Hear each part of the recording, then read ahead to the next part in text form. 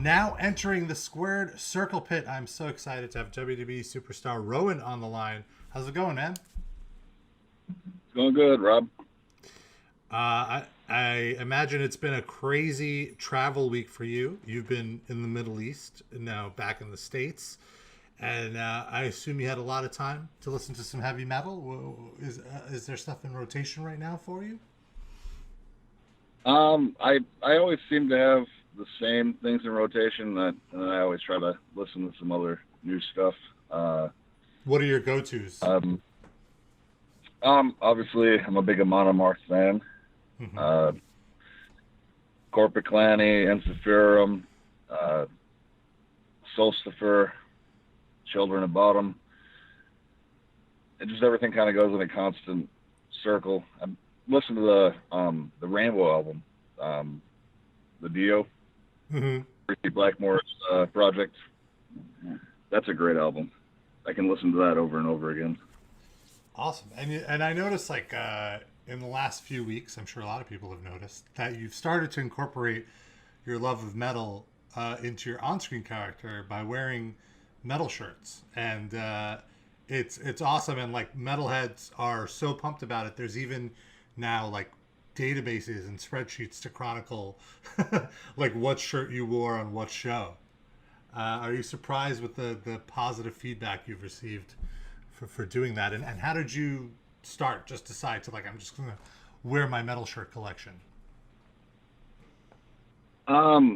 Well, I didn't know where stuff was going on TV for me.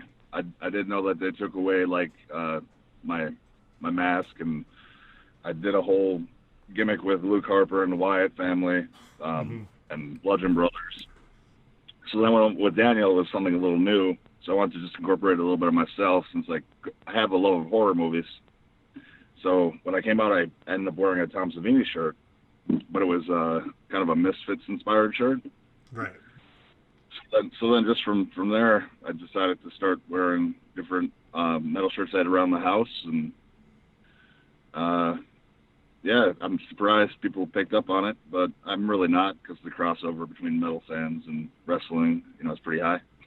Yeah, I mean that's honestly reason I started this podcast was to talk about the crossover between the two genres, and I'm glad you mentioned that. And I'm curious, like what were you drawn to first growing up? Was it heavy metal or was it pro wrestling?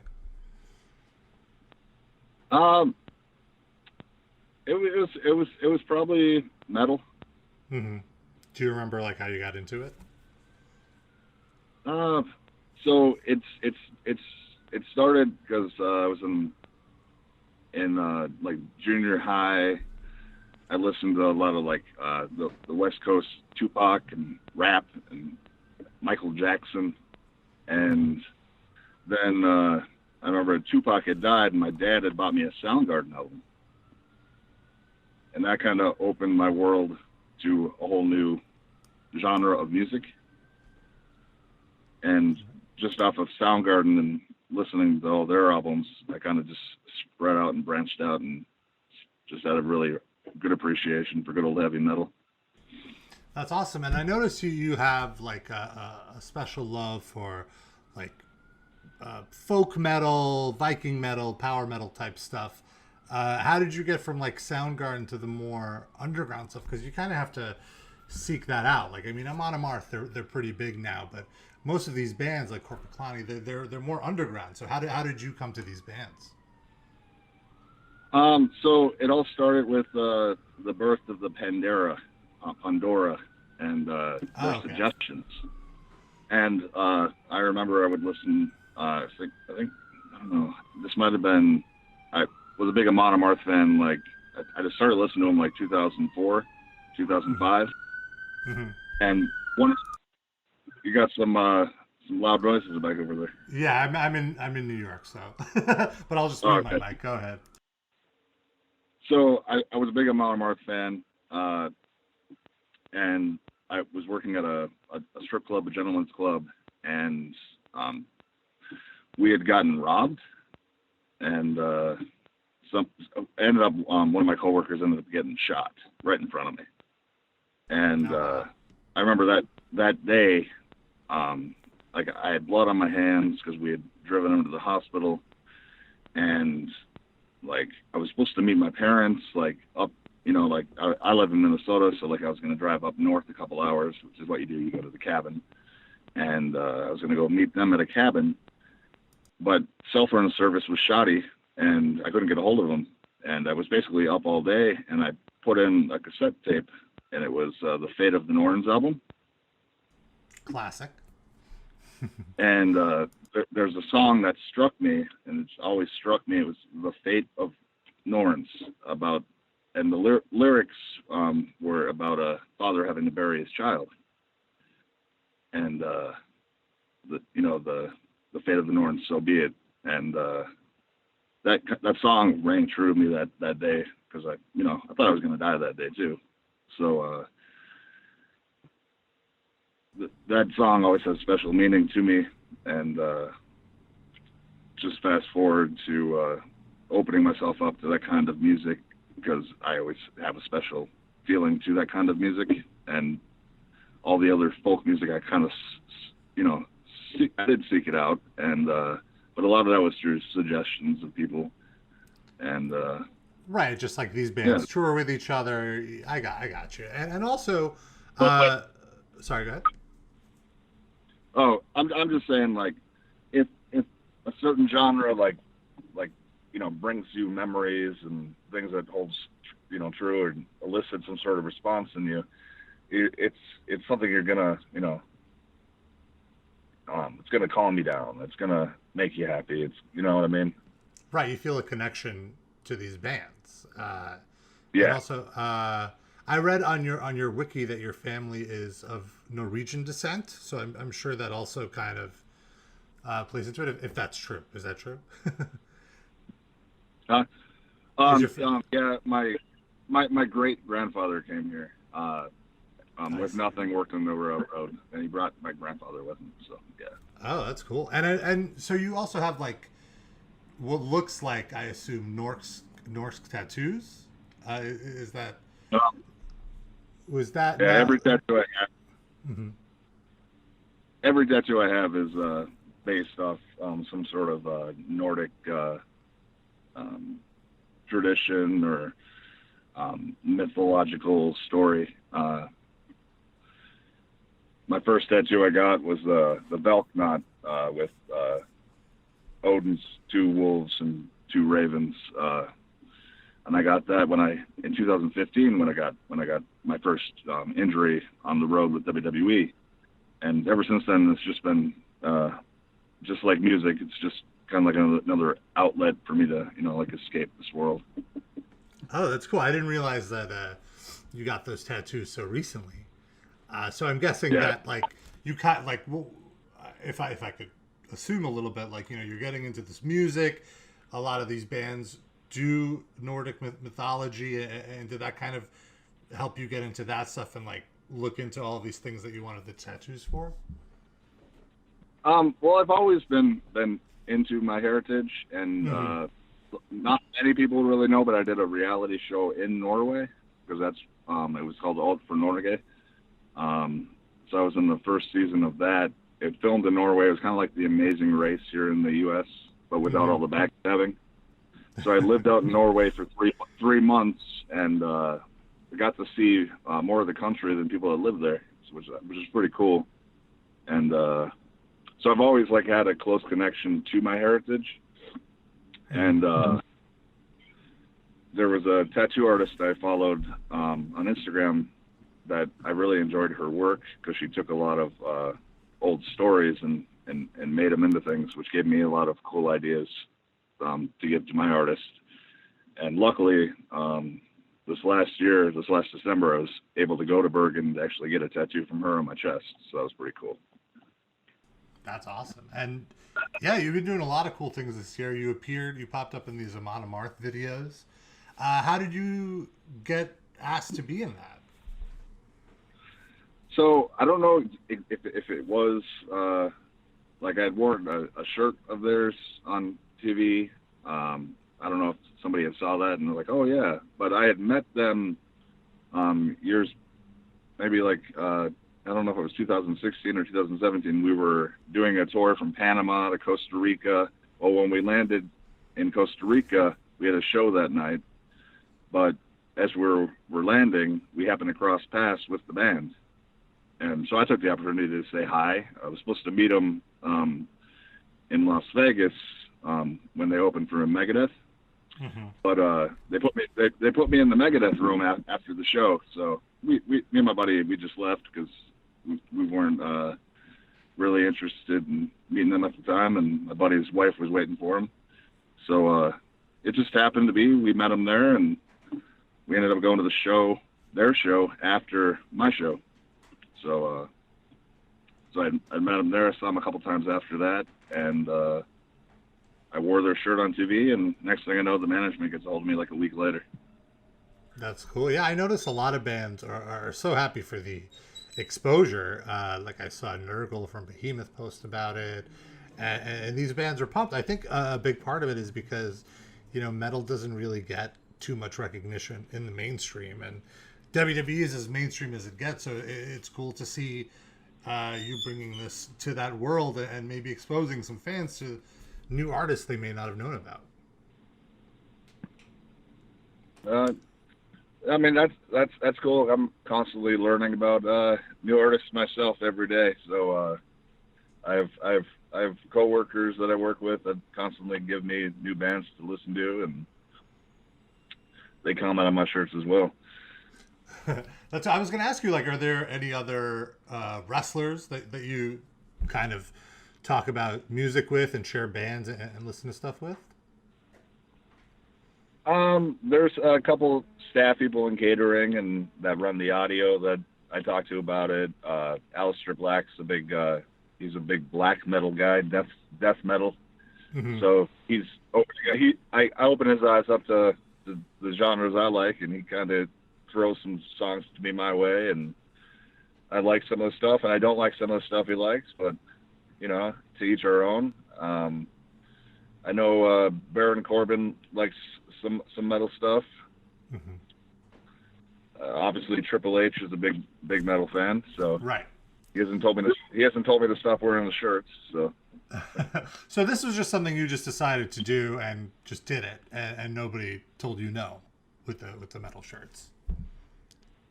Yeah.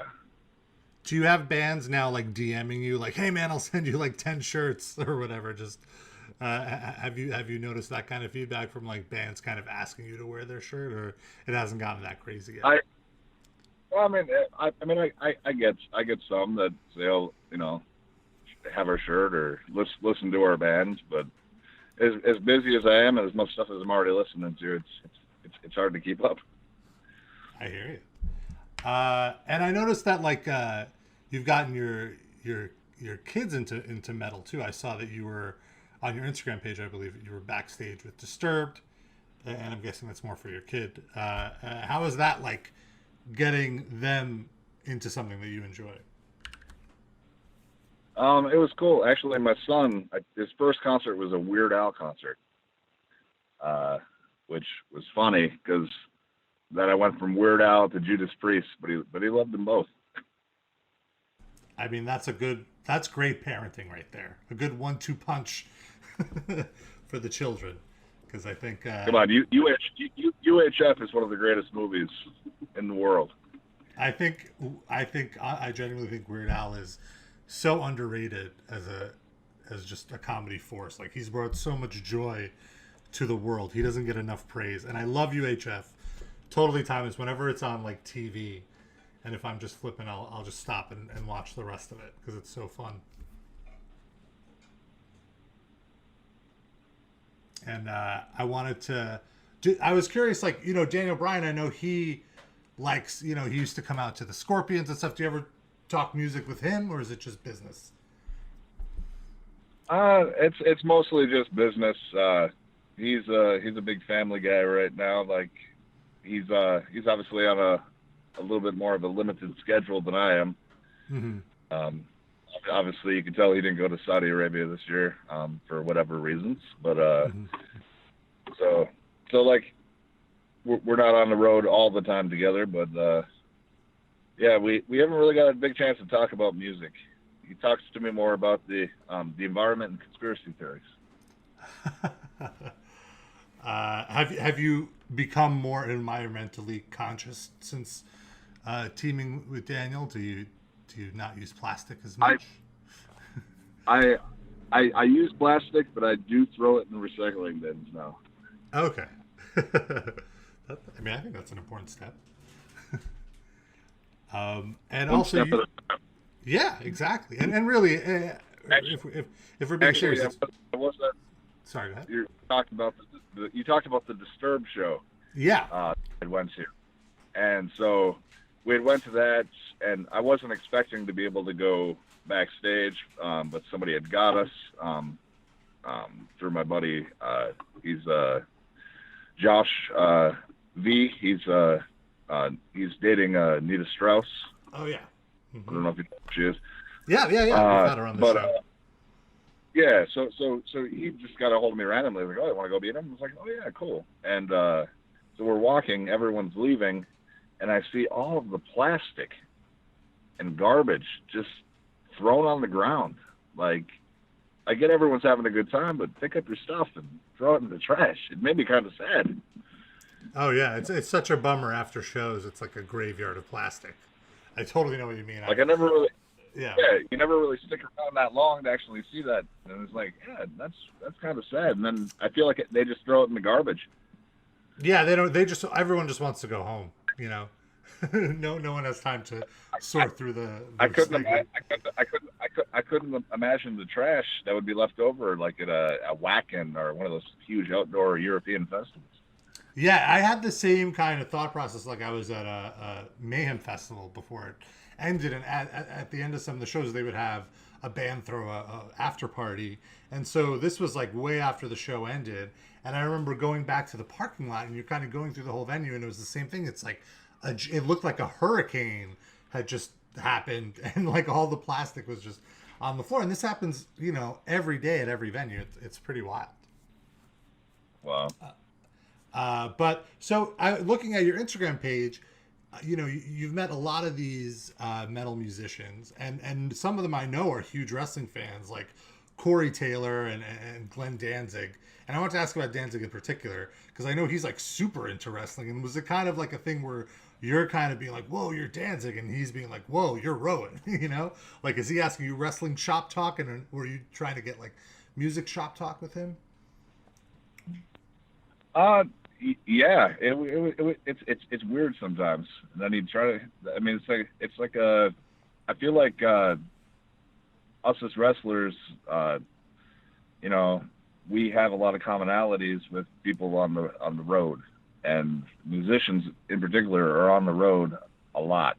So it's like it's weird to find somebody that kind of has the same travel schedule as you. And kind of understands what it's like to be away from your family, away from home, to live on the road, how to manage that, how not to be tired all the time, how to get up and do a show. But but it is definitely kind of surreal to be like, oh, it's you, and then oh, it's you, oh, well, we're just people in the end, and I just happen to appreciate what you do. Do you have to sometimes remind yourself, like, oh yeah, I'm a WWE superstar. I'm not just like a metalhead here at the show. And like, Danzig recognizes me from TV. That's just a added perk, but yeah, I love going to shows. I can from everything from metal to I went to a Terry Reid show a few weeks ago. Pretty cool to see him. You just like the live event environment. But I like good music. Mm-hmm. I mean, that's I would assume that the music you like, you would think is good music. Yeah. And also, you mentioned your love of horror. What are some of your all-time favorite horror movies? Ooh. So, I was a big fan of like growing up, like Children of the Corn always stuck out to me. But my uncle was kind of sick, and he made me watch it when I was little, and then tied me up in his cornfield. So that movie kind of always stuck out with me. That is a class. Yeah, It still scares me. Yeah, but I love the Texas Chainsaw Massacres. Until recently, I loved them. Part two was probably my favorite. The one with Dennis Hopper and uh, Bill Moseley. It's Chop Top. It's a classic. And there's another one I just recently watched that I cannot get enough of. It's called The Stuff. Are you Oh, familiar? no, I haven't heard of that one. So it's like I think it was early '80s, and I think the director had just passed on. I think his last name was Cohen or something. Uh, but in the movie, there's like this weird white substance that lands, and it's kind of alien. It's got organisms in it. Think Invasion of the Body Snatchers, kind of. Mm-hmm. But this guy just eats this substance off the ground. It tastes so good. Next thing you know, they fast forward to a scene where it's available in every store. So it's basically like the substance that turns people like into mindless zombies. Think cell phones in these days and age, Oh, interesting. and how it warps your mind. It's very campy, and the death scenes are very hokey and funny. But I recommend The Stuff. Anybody that wants to watch a good old fashioned '80s horror movie. Yeah, I've never. That sounds. I mean, it sounds awesome and cheesy in all the right ways. Sometimes you need a little cheese. Yeah. And I feel like you've kind of incorporated the horror stuff into your wrestling character, because I mean you look like like you should have been a wrestler. Like when did it hit you? Like, I'm going to try to do this, and like I think I have the look. You obviously have the height. When did it hit you that like this is going to be something you wanted to try to do? So it was my freshman year of college football. I was playing for a D2 school in Minnesota, and just doing the college thing. And happens to be that me and my buddy would just watch like WWE pay-per-views every month. We'd have like little parties and watch them. And I was getting into it, and then later that year, or my sophomore year of college, we ended up actually going to a couple wrestling shows, like just local independent wrestling shows in Minnesota.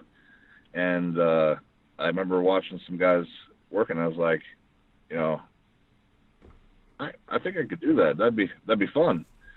And I ended up getting some contact information. I got a weird respiratory virus in football that year, so everything took a hit from my grades to everything. So I kind of took a step back after that semester. Year got over, and contacted that wrestling trainer. Got a full-time job at a gentleman's club, and tried to do some community college while training to be a wrestler. This is like in 2002, 2003.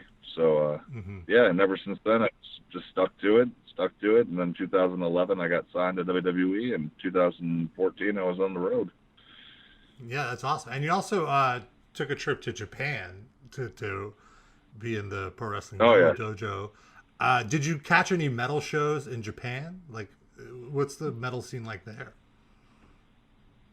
So unfortunately, I wasn't able to catch nothing when I was there. So I was the only American there for 3 months that lived at the dojo. So I did a couple tours. I lived at the dojo, and I didn't speak a lick of Japanese. I didn't know anybody. The guys that were there would once in a while would go out, but it would be kind of what they want to do. And yeah, I didn't really get a whole lot of chance to explore that scene. I wish I would have. Because I guess Japanese love their metal. They do. They're big on the metal, and especially the metal imports. Like, I always wanted to go there and just go to that giant Tower Records that's still open there and just explore. It seems like a fun time. But it is pretty cool. It is pretty cool now on the road. Like we were in Helsinki, Finland for a show for this last European tour, and luckily my match was on the first half of the card because like maybe about 10 miles from where we were wrestling, there was a show that night. It was the band Winter Sun. Oh, Yeah, classic, and yeah. they were playing their first album from front to back, Oh, wow. kind of like a 15th anniversary thing. And since it was in Helsinki and it's where they're from, I had to go. Yeah, So absolutely. I asked some of the boys if they wanted to go. No one wanted to go, so I just ended up going alone. Wow. Yeah, that's quite to see Winter Sun in their home. That's you can't pass that up. I would have went with you if I was backstage. I would have been like, hell yeah, let's go. But it's like stuff like that I normally just you wouldn't be able to do, and it's pretty cool to be able to just make the most of your days, you know. Yeah, like take advantage of the moment since you're there already. You're traveling. Have like a once in a lifetime experience that you wouldn't be able to do anywhere else. I'm with you. I mean, I'd probably be too exhausted, but I give you credit for doing it. It woke me up. I tell you that.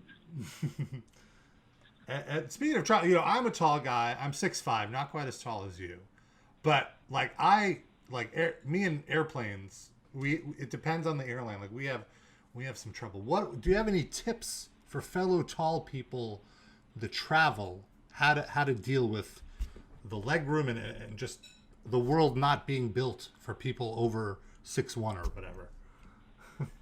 Be prepared to be uncomfortable. that's it. No, I have a not only am I tall, I got the wide hips. So there's certain seats on planes that I do not sit in.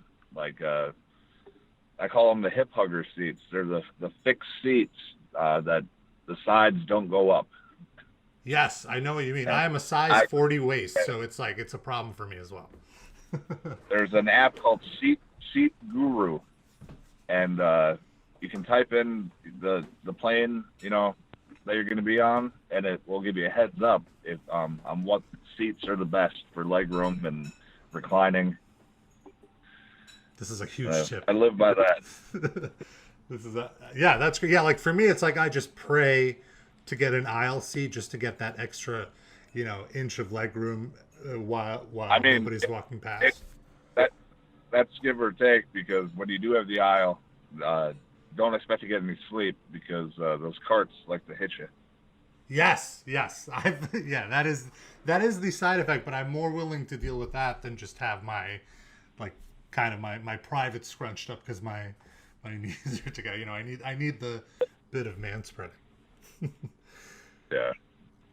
Well, awesome, man. Rowan, thank you so much for taking time out of your busy schedule. I know it's like a TV day. You could have been doing a ton of other stuff. It's been an absolute pleasure to talk to you. I wanted to do this for a while.